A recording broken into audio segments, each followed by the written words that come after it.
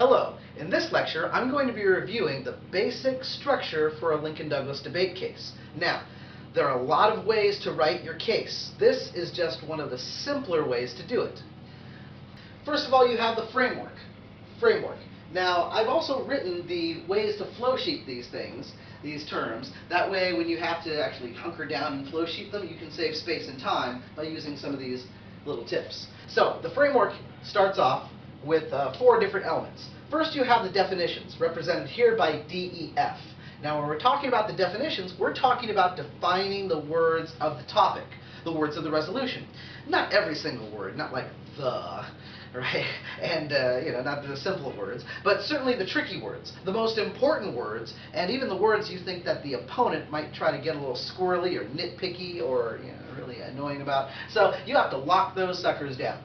Next, we have the value, represented here by a V. Now, for the value, this is super important. The value is going to be the most important thing in the debate round that you're going to stress to the judge. It's that philosophical or ethical concept that you want to say your case is upholding. Just like that. How huge will it be? The value is so important that you're going to include reasons to prefer, or what we call RTP, your value. So, for example, let's say your value over here is democracy. Right? You think democracy is fantastic. Well, you're going to need to say why democracy is really that important to stress to the judge why your value is that important. Next, you have the criteria, here represented by CRI, the cry.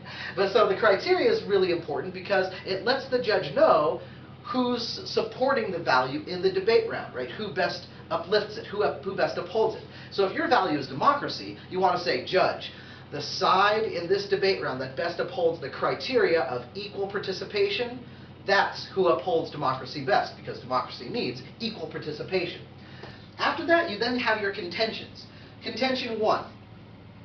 Now, the basic construction has contention 1, the affirmative upholds the value. So if this was an affirmative case, we would be saying the affirmative upholds the value.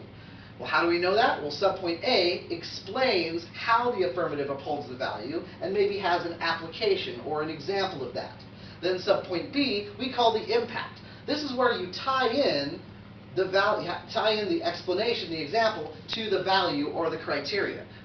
Next, you have contention 2. The negative damages the value. The negative side damages the value. It damages that most important thing that you just spent so much time talking about. And you kind of sort of prove it in the same way. Subpoint A, you have the explanation and example. And subpoint B, you have the impact, here represented by this thing going splat upside down, capital T, the impact. How much does it damage that value? So that's your basic Lincoln-Douglas case. It's a very sort of very basic, simple way to organize your case. There's nothing flashy or terribly strategic about it. So it's good for the affirmative, good for the negative, basic case construction. I hope this helped.